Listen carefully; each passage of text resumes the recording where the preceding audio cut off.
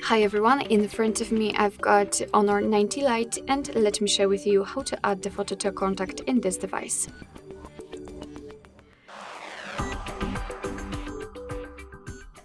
So first of all, let's open your contact list, for example with the usage of the dialer, and tap on the contacts and find the contact you'd like to edit and tap on it.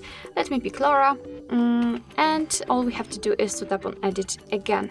Let me quickly remove this photo so I can show you how it will look like in your case.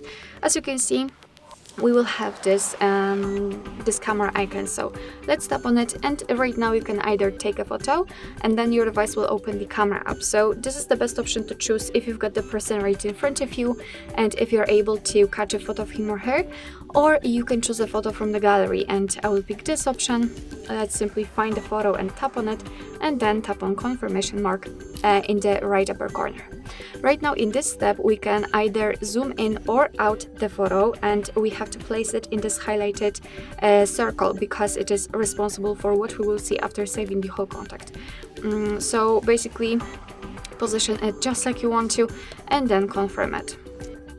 As you can see, the photo has been applied, so remember to tap on this confirmation mark again to confirm everything, and this is how our contact will look like.